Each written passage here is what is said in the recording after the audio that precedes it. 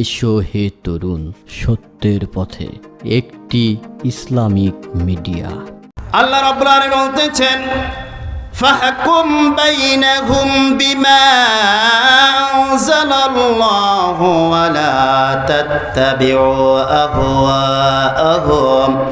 আল্লাহ রাব্বুল আলামিন বলতেছেন, ফাহকুম বাইনাহুম, তাদের মধ্যে তুমি বিচার ফায়সালা করো। কাদের মধ্যে?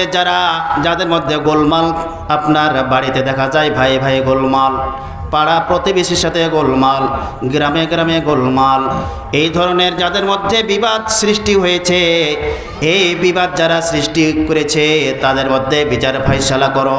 কি দা করবা? ফাকুম বাইনাহুম বিমা আনজালাল্লাহ, আল্লাহ তাআলা যা নাজিল করেছেন এই কোরআনুল কারীম অনুযায়ী তুমি তাদের মধ্যে বিচার ফায়সালা করো।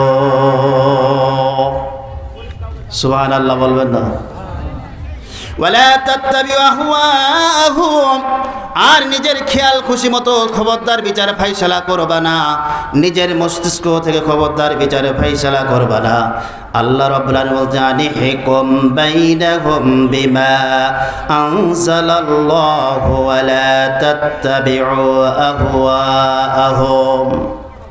আল্লাহ রাব্বুল আলামিন বলতেছেন, আনিহকুম, তুমি বিচার ফায়সালা করো তাদের মধ্যে, তাদের মাঝে বিচার ফায়সালা করো।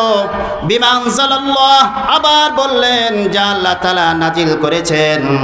ওয়ালা তাত্তাবিউ আহওয়াহুম, আর নিজের খেয়াল খুশি মতো খবরদার তুমি বিচার ফায়সালা করবা না, ইত্তেবা করবা না।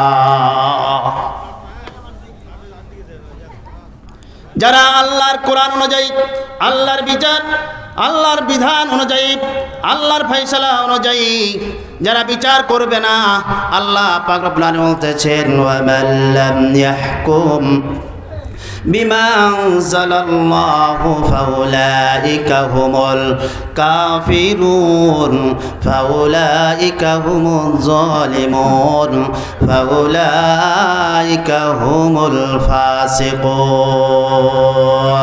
আল্লাহর বিধান অনুযায়ী যারা বিচার ফায়সালা করে না, যারা বিচার ফায়সালা করে আল্লাহর বিধান অনুযায়ী যা আমি নাজিল করেছি, আল্লাহ তাআলা যা নাজিল করেছেন সেই বিধান অনুযায়ী যদি বিচার ফায়সালা যদি না করেন, ওই ব্যক্তি হবে কাফের, ওই ব্যক্তি হবে জালিম, ওই ব্যক্তি হবে ফাসিক। কি বললাম? আল্লাহর বিধান, আল্লাহর কোরআন অনুযায়ী যদি বিচার ফায়সালা না করে তাহলে সে ব্যক্তি হবে কাফের, জালেম, ফাসিক। কার কথা? কার কথা? আল্লাহর কথা। কারণ আল্লাহ পাক রব্বুল আলামিন, আল্লাযী ফারাদা আলাইকাল কুরআন, আল্লাহ পাক রব্বুল আলামিন বলতেছেন, নিশ্চয় যিনি ফরজ করেছেন তোমাদের উপর, তোমার উপর ফরজ করেছেন এই কোরআনুল কারীম।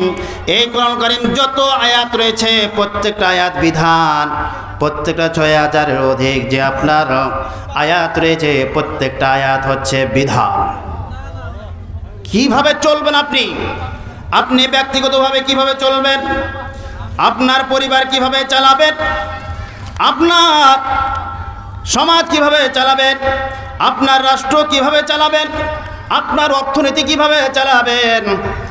আপনি কি কিভাবে চলবেন? এটা সব কিছু এই কোরআনুল কারীমের ভিতরে বর্ণনা করে দেওয়া হয়েছে।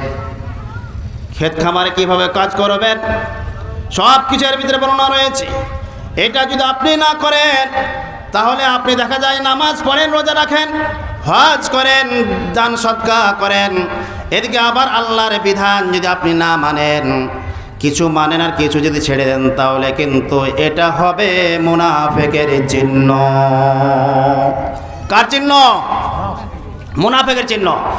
তাহলে আমরা তাগুতকে আমরা চিনতে পেরেছি, তাগুতকে চিনতে পেরেছি। তাগুত আছে দেশে, হ্যাঁ?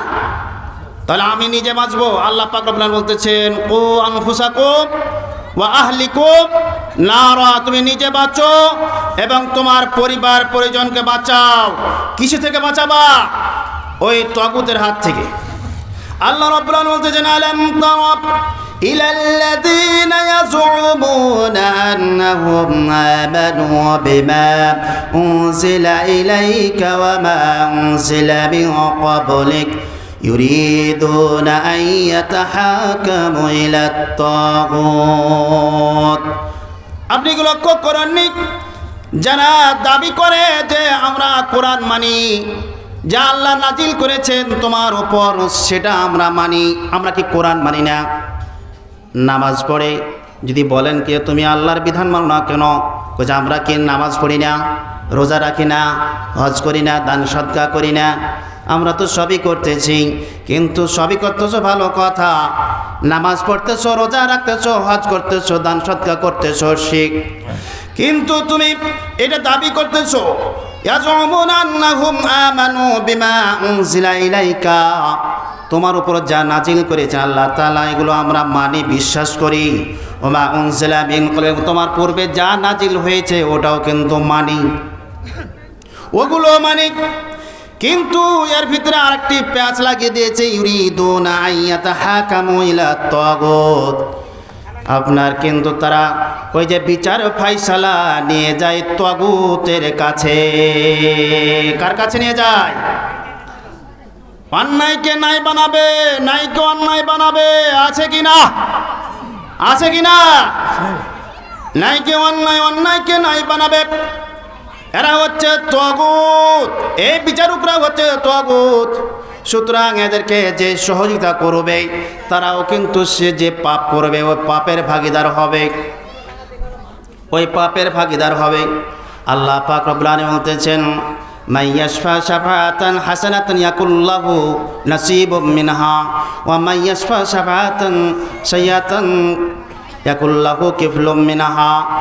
যে ব্যক্তি সৎ সুপারিশ করবে, সৎ কাজ করবে, এই যে মাহফিলটা আপনারা আয়োজন করেছেন, এই মাহফিলটা আয়োজন করেছেন, এই মাহফিলের জন্য যারা শ্রম দিয়েছে, শক্তি দিয়েছে, অর্থ দিয়েছে, বুদ্ধি কৌশল দিয়েছে, বুদ্ধি কৌশল দিয়েছে, এইদিকে দেখেন, বুদ্ধি কৌশল দিয়েছে এই মাহফিলের জন্য, যারা আঞ্জাম দিয়েছে তারা যে নেকিটা পাবে, যে সবটা পাবে, অন্য যারা সহযোগিতা করেছে দূর দূরান্ত থেকে তারাও কিন্তু সেই অনুরূপ কিন্তু আপনার নেকি পাবে, সওয়াব পাবে।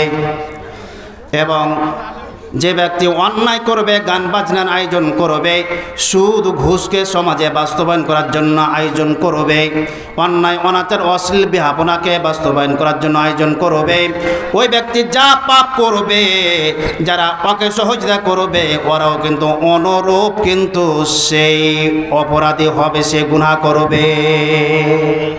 নাউজুবিল্লাহ বলবেন না? বুঝতে পেরেছেন?